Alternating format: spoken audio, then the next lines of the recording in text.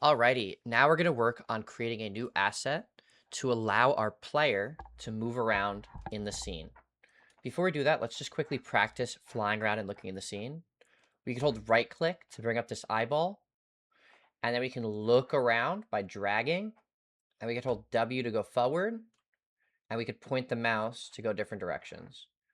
I can also hit A to go left, and D to go right, and S to go backwards. Using these four arrow keys and my mouse, you should practice just orbiting an object, looking around it, flying down, flying up. You should get comfortable moving around in Unity by holding right click, moving your mouse around, and hitting WASD. This is very important to be able to move around in Unity. Okay, so we can look around, we can move around. We need our player to be able to move around in their game. We're going to create a new asset for that. We're going to right click in the assets folder, and we're going to create a folder for scripts. We're going to write our first Unity script. In the scripts folder, we're going to right click, we're going to hit create mono behavior script. A mono behavior script is just a script that's going to get attached to a game object. New mono behavior script. The second I click that, I have to name it. I'm going to name it player controller. And if I misspelled something, just spell it correctly. All right. So player controller. Okay, cool. So we have an empty script to start with. Now, our script has a few things in it. It has a start function. Any code we write in here will run once when the game starts. We have an update function. Any code we write in here will run once every single frame, usually 60 times a second. Once per frame, usually 60 times a second. Before we do anything else, let's test that really quickly. So I'm going to write debug.log game has started. And these are going to put, my AI is filling in random symbols that I don't want. And these are going to put error logs into my game that just say when certain things happen, or debug logs. So update, game updates. Okay, cool. Game has, let's make it more clear. Game has updated. You don't have to do this, but the L has to be capital, debug.log, capital L. This is just so I could show you guys when these things run. So now, when I first play my game, I should see when the game starts, it should say game has started, and each update, it should say game has updated. Oh, but wait, I made a mistake. I just realized. If I go to my console, this is where I would see all of my logs, but there's nothing here. There's nothing in my console. That's because I never attached my script to my player. I never attached my player controller to my player. I need to click on my player, and I need to add the script component by dragging it into, I like to drag it onto the add component button. So I like to click on my player and then drag it onto the add component button. What some students like to do is they like to drag it directly onto the player, which also works. But the problem with that is if you miss, you might put a player controller onto the ground, and then you're gonna have some very strange issues later where you're moving and it's moving the ground around at the same rate that you're moving, and it looks really weird and everything breaks. It's really bad. So let's avoid that. Okay, we have a player controller that we added as a component to the player. I'm going to do that one more time. I click on the player and I drag their player controller into add component. Now they have a player controller script. That's great. Now press play, and I should be able to see all of these errors in the console. Okay, so perfect. So every frame, it's saying game has updated, and when the game starts, it says game has started one time. And now every frame the game is updating. Cool. We should see how that works. Let's start writing some code in there. So this doesn't really make sense yet, maybe, but the first thing we need to do when the game starts is we need to get a reference to the player's rigid body. The reason that is that this code is going to be telling the rigid body, the rigid body controls all the physics for the player. This code is going to be telling the rigid body, it's going to be applying physics to move the player around. So let's create a reference to that rigid body. I'm going to write public rigid. Actually, let's make it private. So public and private just means whether or not other code, other game objects can affect it. We're going to make a private rigid body 2D RB. Now, you might have seen I skipped through writing a lot of that. You could usually write half the word, and then the AI will fill it in. Private and then I hit tab, and my AI filled it in. We're in the age of AI. Don't stress spelling every single thing out. If you make mistakes, for example, if I put capital B here, everything's broken. If I put, lowercase d here, everything's broken. And actually, look at that. My AI is actually trying to mess me up because this is a 2D rigid body. I need a normal rigid body. I don't want a rigid body 2D. So I actually had to double check the AI's code there. But rigid body, this looks correct. I have a rigid body called RB. I'm going to save that. Now this is a reference to a rigid body. This is going to be the rigid body. RB is going to be the name of the rigid body that this code is affecting. But RB doesn't know which rigid body in the game it is. When the game starts, we have to find the player's rigid body. So we're going to write RB is going to equal get component rigid body. Now, when the game starts, my RB reference will find the player's rigid body. And now from now on, anytime I write code, if I say RB dot, go forward, it's going to be the player's going to go forward. RB dot go backward, the player's going to go backward. This was figuring out which component in the game this script is going to affect. Now the script knows which component it's going to affect. That's great. Now we can get started on actually moving. Okay, we want to actually move. Let's start by having a variable. Let's start by having a value. This is going to be really useful later. Let's create a public float move. And this is just the name. So, whoops, why did it say file load exception? Freaking AIs, man. We just need a float. A float means a floating point number. It means it could be a decimal. So 5.1, 5.2, 5.3. These are all decimal values. They're floating point numbers. The float refers to the floating decimal point, floating point numbers. These are decimal values. We'll do move speed. Move speed is going to equal, let's start with 5F. That seems good enough. Okay. So we have a move speed for our player, but we never actually tell him to move. So each frame, let's check if our player is moving forward or backwards, their vertical direction will say, we'll move them. Let's see. So let's start by getting inputs. Actually, let's start by setting the current movement to 0. So whatever we did last frame, we're going back to 0. So we're having float vertical. Let's say vertical movement equals 0F. So we're zeroing out. We're whatever we were moving last frame, it's gone. We're going to clear our inputs. Actually, we're going to do this live so that you guys see why we're doing that. Let's start by just doing our inputs. We're going to say if input.getKeyCode W. So if input.getKeyCode W, and then we don't need these, we're just going to be on the same line. We have to say what vertical is, though.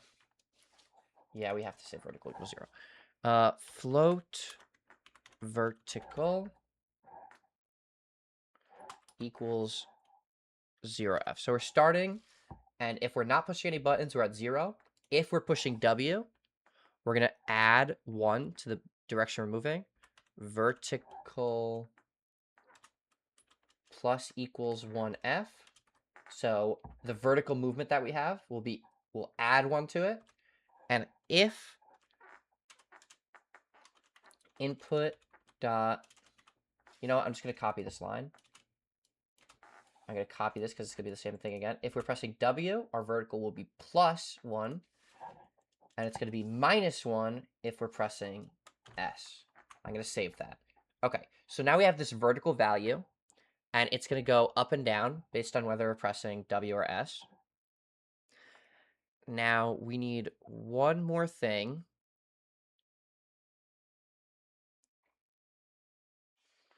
We need to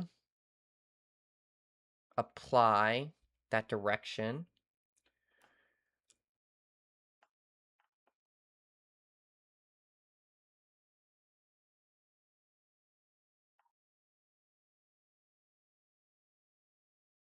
So we will do this. We will write vector 3 move direction.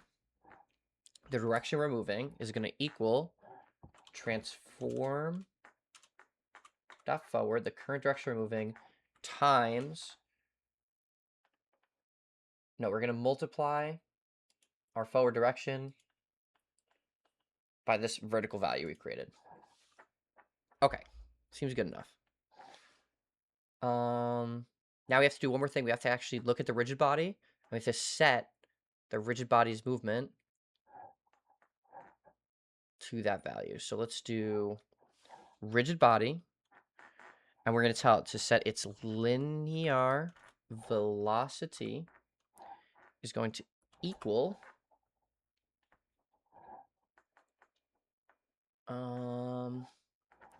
new vector 3. So vector 3 is going to be a coordinate point, so an x and a y, but a 3, so a z, an x, a y, and a z.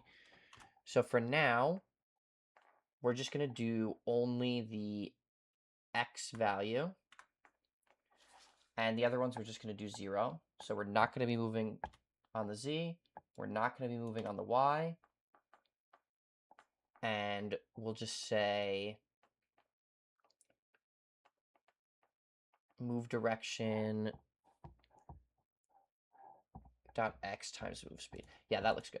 Okay, so no, you know what? I don't even need this line, and I don't need this move direction.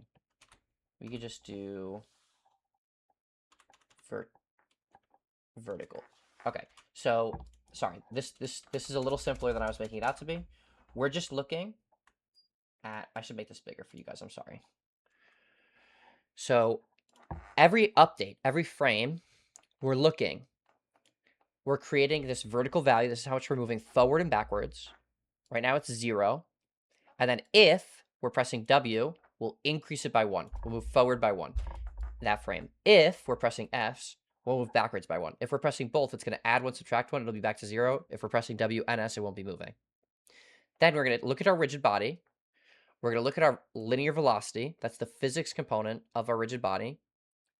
And we're going to set our linear velocity to a new coordinate point where we're not going to be moving on our Y. We're not going to be moving on our Z.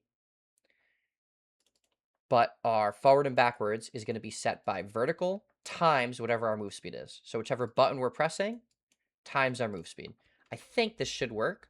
Let's try it, and hopefully we hit a very common error that all of you guys are going to see.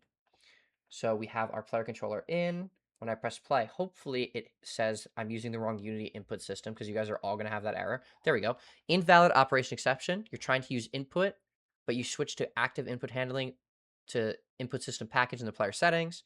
This is a very common error. We're on a new version of Unity. What I'm doing is a simpler, kind of older version of Unity movement. So we need to let the game know. So we're going to go to project settings to fix this error. We're going to go to player, and we're going to switch the, there it is, active input handling. We're going to use input system package. We're going to switch it to input manager old, or you could use both. I use both just because sometimes they'll do weird things and we're just messing around. In a real formal game, that's really nice. Like if you're doing a professional project, you should probably just pick one. But I mess around with a bunch of random junk, so I'm using both just so I could avoid that error ever coming up and affecting me. Okay, cool. Now our game's going to restart, and now hopefully this code will run, and we'll be able to press input.keycode W to move forward and input.keycode S to move backwards. Let's try it. So I'm pressing nothing. I press W on my keyboard. I move that way. I press S on my keyboard. I move that way. Okay, that's great. Cool. That looks pretty good. I might change which thing we're doing. Let's actually, instead of doing the X, let's do the Z. Let's see if that looks a little better. So instead of doing the X coordinate, let's do this as 0. And let's actually do the Z coordinate. Let's see how that looks.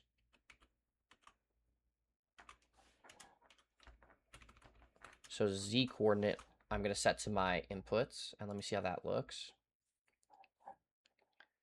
Doesn't really matter too much, but... Okay, yeah, now I can move forward and back. That looks great. Okay, let's do the same thing for side to side, and then we'll fix this problem where he's, like, kind of rolling around a little bit. And, like, yeah, those little spins probably shouldn't be happening. We'll fix those next.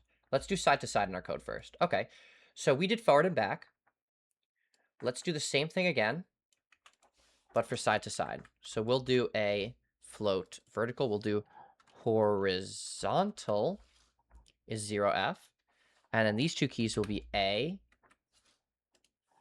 and D, and they will affect horizontal plus and minus. So A is going to be minus, and D is going to be plus. Okay. Now I just need to put the same thing into my linear velocity.